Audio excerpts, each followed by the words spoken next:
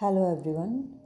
Today we are going to start the portion that is 3B, and the portion is related to learner and learning process. And in this part we are going to study about approaches to intelligence from unitary to multiples. So first let me explain you what is it telling about. Approaches to intelligence, it means intelligence के लिए क्या क्या approach बताए गए हैं in the subject of education by different psychologist, educationist, whatever. होता क्या है कि सबकी अपनी अपनी मान्यताएं होती हैं और उसको ही हम लोग डिटेल में इसमें देखेंगे कि क्या क्या लोगों का विचार है इस विषय पर। और यूनिटरी टू मल्टीपल, कुछ ऐसे भी अप्रोचेस हैं जो यूनिटरी को फॉलो करते हैं यानी सिंगल इंटेलिजेंस को मानते हैं, और कुछ ऐसे भी अप्रोचेस हैं जो मल्टीपल इंटेलिजेंस को मानते हैं। ठीक है, so let us proceed about it. You can see here that is unitary approach which is given by Bennett. Next one is two factor theory which is given by Spearman in 1904, multi-factor theory which is given by Thorndike in 1920, group factor theory which is given by Thurston in 1937, structure of intellect that is given by Guilford in 1955.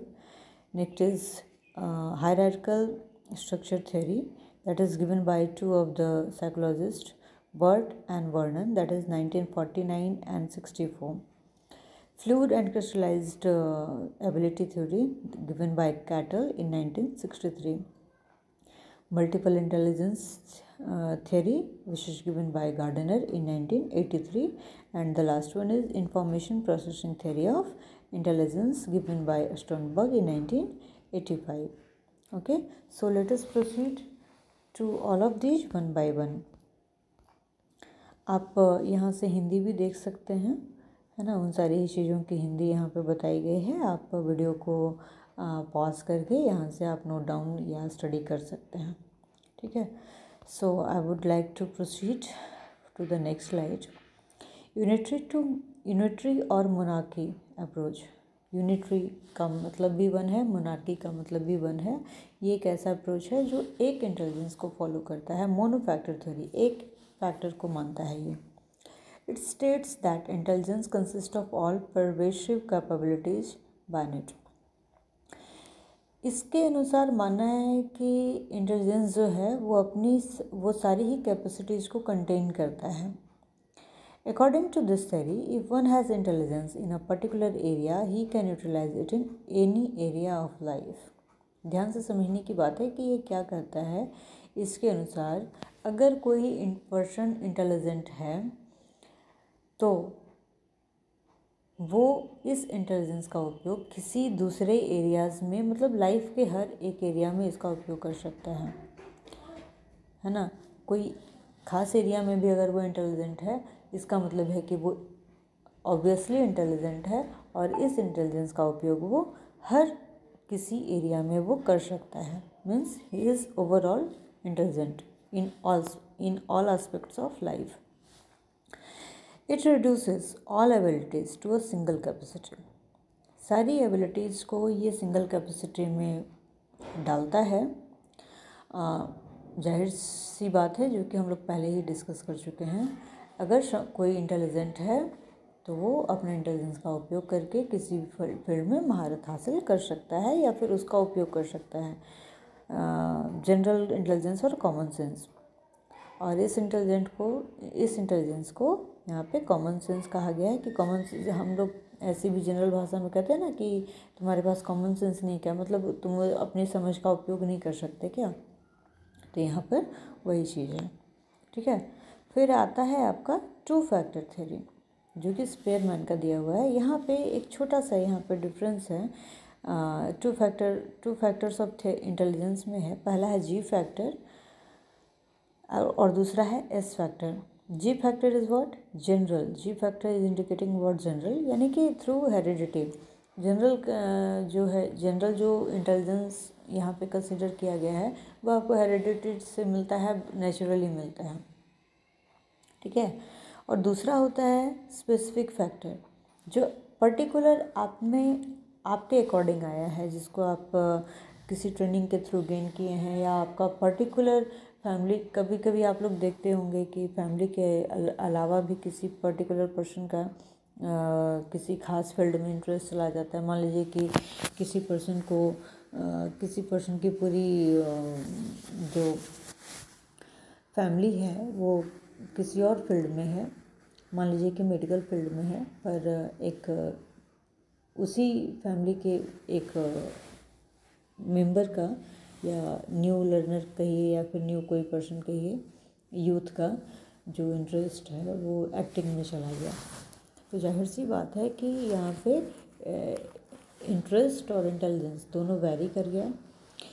तो general वहाँ पे क्या होना चाहिए कि वो भी medical field में जाना चाहिए, और कहीं ना कहीं उसमें वो एबिलिटी भी होती ही होगी, नो डाउट, बट उसके पास कुछ स्पेसिफिक फैक्टर है कि उन चीज़ों के अलावा भी उसका एक्टिंग में इंटरेस्ट है, जिसमें वो चाहे तो एक्वायर करके, सीख करके कुछ कर सकता है, कुछ बहुत अच्छा कर सकता है। और इनका मानना था कि इन्होंने मोनोफैक्टर थ्योरी को क्रिटिसाइज किया, मतलब उसकी आलोचना की है। उनका मानना है कि दो तरह के इंटेलिजेंस होते हैं, कॉमन और एक स्पेसिफिक, ठीक है।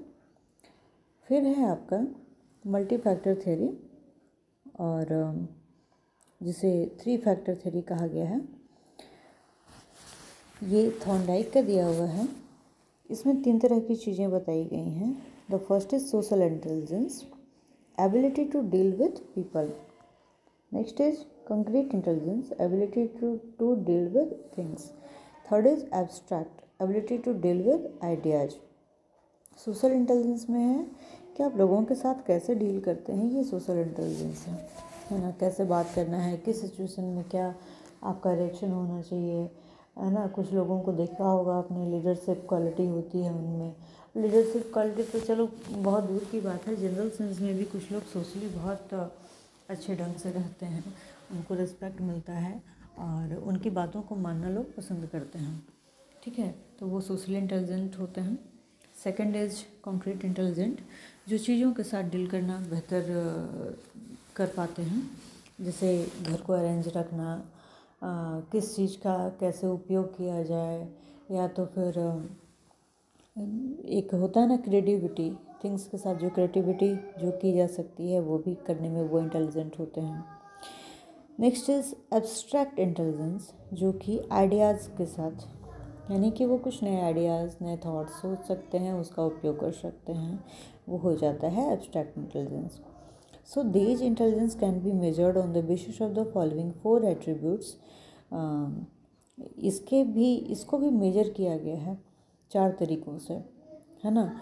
4 तरीक़ों से इन सारी चीज़ों को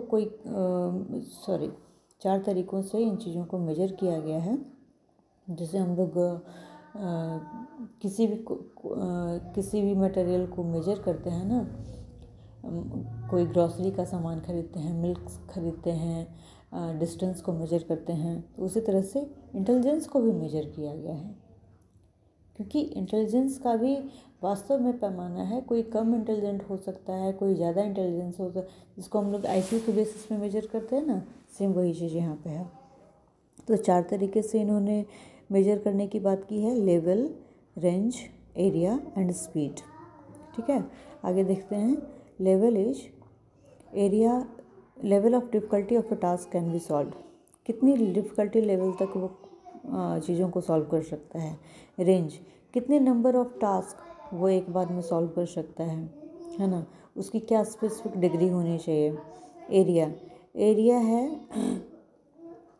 कि the total number of situations, कितना वो ब्रॉड हो सकता है कि किस एरिया तक वो, एरिया कहने का मतलब यहाँ पे एरिया से नहीं है, मतलब उसकी कैपेसिटी, उसकी क्षमता कि वो कितना ज़्यादा संख्या में इस सिचुएशंस को डील कर सकता है। कभी कभी लाइफ में परेशानियाँ ऐसी भी आती हैं कि एक साथ लोगों को बहुत सारी चीज़ों से डील करना पड़ता है, तो उसकी बात ये कर रहे हैं।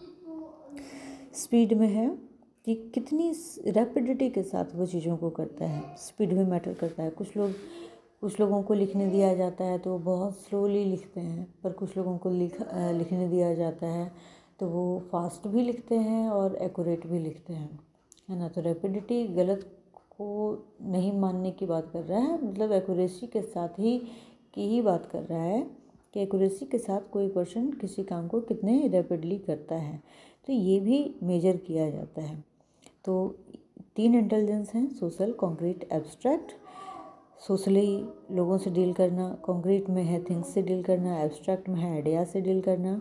और इन सारी चीज़ों को मापने का तरीका है through their level, range, area and speed. इन सारी चीज़ों से इन चीज़ों को मेजर किया जाता है।